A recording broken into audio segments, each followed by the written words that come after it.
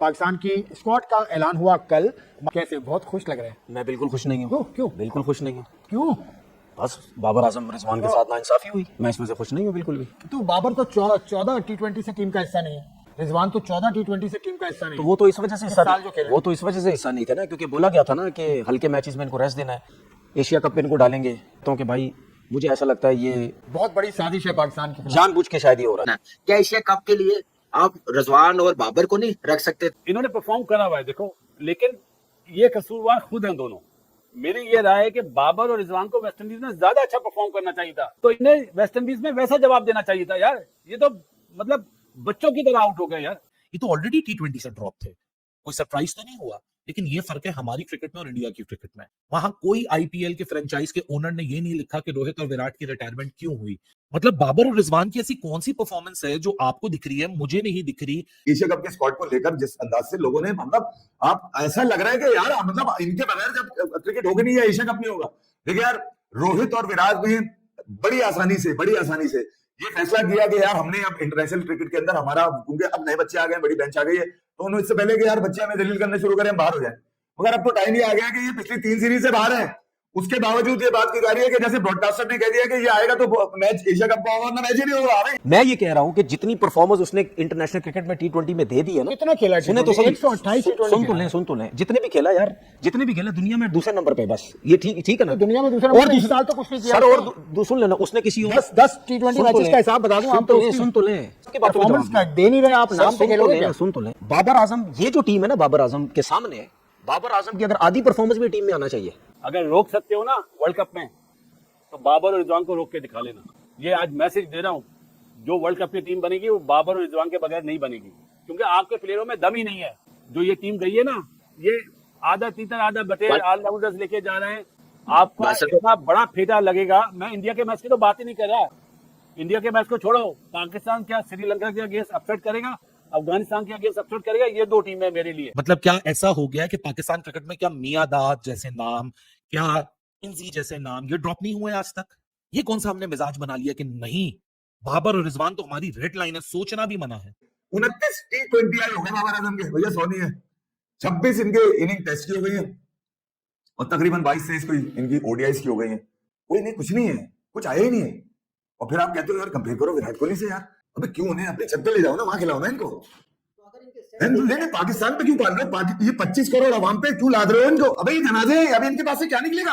नमस्कार दोस्तों, जय हिंद। दोस्तों आज तनवीर फिर से स्टूडियो में हंगामा किया है, जिस तरह के आपने इंट्रो में देखा, और उसका साफ तौर पर यही कहना है कि बाबर आजम को एशिया कप स्क्वाड में रहना चाहिए। अगर बाबर नहीं रहा तो ये शायद पीसीबी के आगे धरना भी दे देगा। तो चलिए वीडियो में देखते हैं।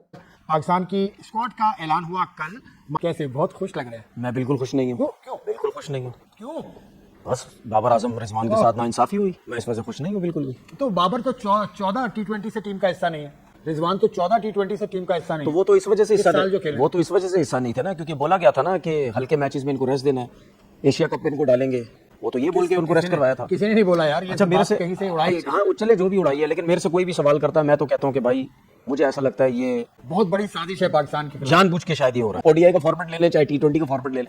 अभी 14 में से 9 T20 जीता है पाकिस्तान। आखिरी 14 में से 9 T20 मैच जीता है पाकिस्तान। हम तो अपने बैट्समैनों को कहते हैं, अब उसमें बैट्समैन नाम यार, नहीं ले बैट्समैन भाई, मैं जिक्र हम कर तो रहा हूं। अपने बैट्समैनों आपके फेवरेट बैट्समैन का हमारा फेवरेट बैट्समैन हम तो सुन तो ले, पाकिस्तान उसमें आएंगे, मैं नाम नहीं लूंगा, बैट्समैन आपने मुझे खुद बोला। बाबर आजम पाकिस्तान का आपने- नंबर 1 बैटर आपने है। मैं तो यहाँ तक कहूंगा एशिया में उस जैसा बैटर नहीं है यार। चले इतनी वो तो बात बिल्कुल वो तो मुझे पता है, उससे बड़ा प्लेयर कोई नहीं। सुन ले, बाबर आजम रिजवान को बोला जाता है कि इन्होंने आज दिन तक आईसीसी का इवेंट नहीं जितवाया, ठीक है? तो फिर शाहीन ने कौन सा जितवाया जब हम 92 का वर्ल्ड कप जीते? या तो फिर जो लोग बाबर को ये कहते हैं ना कि इसने आईसीसी के इवेंट में कभी परफॉर्म नहीं किया, तो फिर ये भी मानो, बोलो कि 92 वर्ल्ड कप के बाद जितने भी 50 ओवर के वर्ल्ड कप हुए, उसमें जितने भी प्लेयर थे वो बिल्कुल फारिग प्लेयर थे, कोई सुपरस्टार नहीं था। आपकी लॉजिक क्या है? मेरी लॉजिक ये है कि जब उन सुपरस्टारों ने वर्ल्ड कप नहीं जितवाया तो फिर कहां के प्लेयर? बायलेटर सीरीज तो सारे जीतते रहे, वर्ल्ड कप क्यों नहीं जितवाया आपने फिर? तो सुन लेना, इस तरह से देखिए, साउथ अफ्रीका में एक ही वर्ल्ड कप उन्होंने जीता। सुन तो ले, उनके पास स्टार देखें, कैलिस है, डोनाल्ड है। मैं ये कह रहा हूं कि जितनी परफॉर्मेंस उसने इंटरनेशनल क्रिकेट में T20 में दे दी है ना, कितना खेला? सुने तो 128 सुन तो ले, जितने भी खेला यार, जितने भी खेला दुनिया में दूसरे नंबर पे, बस ये ठीक है ना? दुनिया में दूसरे और नंबर, इस साल तो कुछ नहीं किया सर, और सुन लेना, उसने किसी और 10 T20 मैचेस का हिसाब बता दूं आपको। सुन तो ले, परफॉर्मेंस का दे नहीं रहे आप, नाम पे खेलोगे क्या? सुन तो ले, बाबर आजम, ये जो टीम है ना बाबर आजम के सामने, बाबर आजम की अगर आधी परफॉर्मेंस भी टीम में आना चाहिए, दुनिया का कोई भी बड़ा प्लेयर कह देना कि बाबर आजम को सही निकाला एशिया कप में, जो बोलेंगे मैं करूंगा। चलो ठीक है। इस टाइम पाकिस्तान टीम में बाबर और रिजवान से ज्यादा ना किसी की एवरेज है, 47 की एवरेज है रिजवान की, ठीक है, और ना किसी का स्ट्राइक रेट, और बाबर का तकरीबन 40-41 का। मैं इनको इस वजह से बैक करता हूं कि भाई इनकी परफॉर्मेंस, हम क्यों इनके पीछे पड़ गए। माइक एसन साहब, आपके बारे में जरा थोड़ा सा बता देता हूं, आप बहुत बड़े कोच हैं। 2012 से आपने न्यूजीलैंड ज्वाइन की, 2018 में आपने छोड़ दी।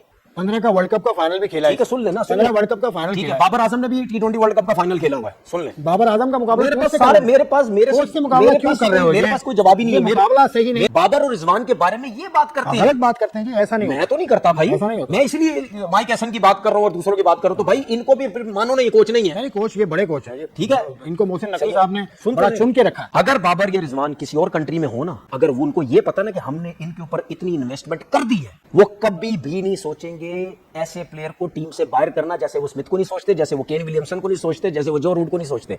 ये ब्रांड बन चुका है। लेकिन अब क्या करना है, T20 में रहकर बात सुन तो करें, ले, केन विलियमसन T20 सर, का बड़ा प्लेयर नहीं है। तो फिर आकिब मानो। जावेद साहब, आप जो स्ट्राइक रेट की, माइक एसन साहब आज स्ट्राइक रेट की बात करते हैं ना, तो फिर हर किसी बॉलर को बोलो मार नहीं खानी है आपने हर मैच में 4 आउट करके देने हैं, आपने हर मैच में 5 आउट करके देने हैं। ऐसा हो सकता है? वैसे ये लॉजिकल बात लगती है आपको? ये ऐसा हो सकता है, हर मैच में नहीं हो सकता, तभी तो मैं कहता हूं बड़ा कोच का मतलब ये नहीं उसको सब कुछ पता है। ये सही तरफ नहीं जा रहे हैं। आप बाबर आजम को भी खराब कर रहे हैं, आप रिजवान को भी खराब कर रहे हैं। बाबर अगर कमबैक्स कर सकता है, लेकिन बाबर गलत निकला गलत नहीं जाना चाहिए था। उसकी परफॉर्मेंस नहीं है ना भाई, ये नहीं परफॉर्मेंस उसकी यार मेरी परफॉर्मेंस आखिरी, मेरी बात सुने, अगर आप 31 देखिए बात सुने भाई, 41 3 3 देखिए 32 मेरी बात 35 सुने, 13 इस टाइम तो ये तो उनकी ठीक है performance सर, आपने बाबर आजम को स्ट्राइक रेट पे बाहर किया है, ठीक है ना, परफॉर्मेंस पे स्ट्राइक रेट पे आपने बाहर किया, से बाहर किया, वनडे स्ट्राइक सीरीज रेट देखी आपने, स्ट्राइक रेट पे 37-09 सर आपने उसको स्ट्राइक रेट पे बाहर किया, रन बनाने तो से भाई उससे ज्यादा कोई भी किसी का स्ट्राइक रेट मुझे बता दे, कप्तान आपका 113 के स्ट्राइक रेट पे। दूसरी बात, ऑलराउंडर है, ठीक है, मोहम्मद आरिफ ने What an absolute outrage on the exclusion of Babar Azam and Mohammad Rizwan from T20 team. अच्छा, मुझे सबसे पहले समझ नहीं आ रहा कि किस बात का आउटरेज।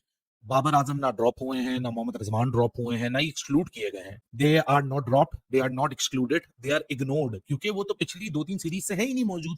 ये तो ऑलरेडी T20 से ड्रॉप थे, कोई सरप्राइज तो नहीं हुआ। लेकिन ये फर्क है हमारी क्रिकेट में और इंडिया की क्रिकेट में, ये फर्क है हमारे फॉर्मर क्रिकेटर्स में और इंडिया के फॉर्मर क्रिकेटर्स में, ये फर्क है क्रिकेट में ऑनेस्टी और अपने सिस्टम को इज्जत देना। वहां कोई आईपीएल के फ्रेंचाइज के ओनर ने ये नहीं लिखा कि रोहित और विराट की रिटायरमेंट क्यों हुई। मतलब बाबर और रिजवान की ऐसी कौन सी परफॉर्मेंस है जो आपको दिख रही है, मुझे नहीं दिख रही, पाकिस्तान क्रिकेट बोर्ड को नहीं दिख रही, और पॉलिटिक्स का नाम दे दिया गया। यानी नॉन परफॉर्मेंस पिछले 24 घंटों में पॉलिटिक्स में बदल चुकी है, यानी साजिश बताई जा रही है। अपने सिस्टम की इज्जत सबसे पहले, क्योंकि ये जो कंट्रोवर्सी हो रही है ना, इसमें मुल्क का नाम ज्यादा बदनाम होगा। जो भी बात करेगा वो पाकिस्तान क्रिकेट के नाम को पहले जरूर मेंशन करेगा।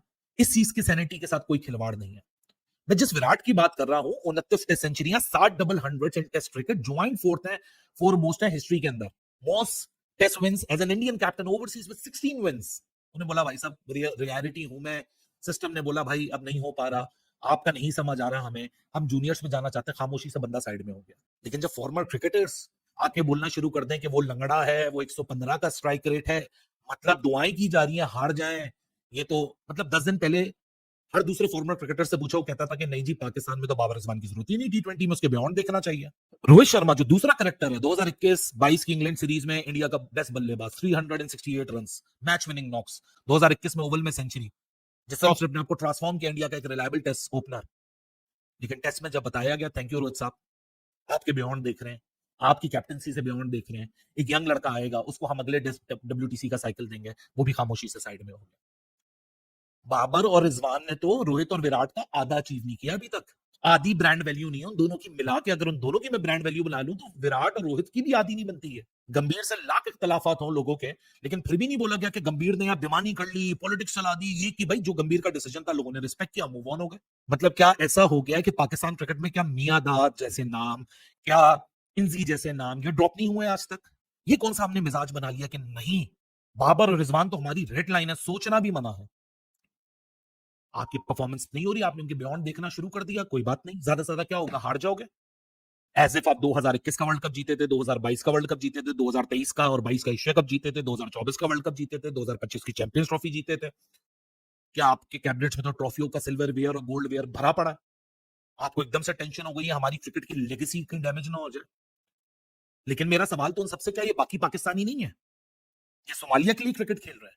जैसा कि आपने वीडियो में देखा कि ये जो नासूर है तनवीर अहमद, इसको जितना भी गाली पड़ जाए, इवन एंकर इसको कितना बेइज्जत करता है शो में, आप देखते होंगे, लेकिन इसके बावजूद ये हमेशा बाबर आजम की तारीफ करता रहता है। जो दुनिया में बाबर आजम की कोई तारीफ नहीं करता है, ये इकलौता बंदा ही बाबर आजम की तारीफ करता है कि भाई क्यों ऐसा है कि ये बाबर के पीछे इतना पड़ा है। क्या बाबर को, जैसे रमीज राजा ने बोला था कि बाबर अगर लड़की होता तो मैं इससे शादी कर लेता, ये तो मतलब मैं समझता हूँ कि लड़का होने के बावजूद भी बाबर को शादी कर लेगा। जिस तरीके से ये बाबर पगलू बन चुका है अब तनवीर, और जिस तरीके से ये हमेशा बाबर को तारीफ करता है, इससे कोई भी फॉर्मर क्रिकेटर इतना बाबर को तारीफ नहीं करता। और बाबर की परफॉर्मेंस भी क्या है कि बाबर की तारीफ किया जाए, ऐसा भी बिल्कुल नहीं है। स्ट्राइक रेट है ना, एवरेज है, कुछ भी मतलब मैच के अनुसार नहीं है, लेकिन बावजूद जो पीसीबी ने इसके साथ किया, बाबर और रिजवान को लात मार के निकाला, बहुत ही सही किया। ये जितना भी भूखता रहे भूख ले। तो दोस्तों इस वीडियो में इतना ही। वीडियो अच्छा लगा जरूर लाइक कर दीजिए, चैनल को सब्सक्राइब करके और जोर से बजिए ताकि हमारा लेटेस्ट वीडियो नोटिफिकेशन आप मिस ना कर सके। मैं रुकता हूं जल्दी वीडियो के साथ, तब तक के लिए जय हिंद, वंदे मातरम।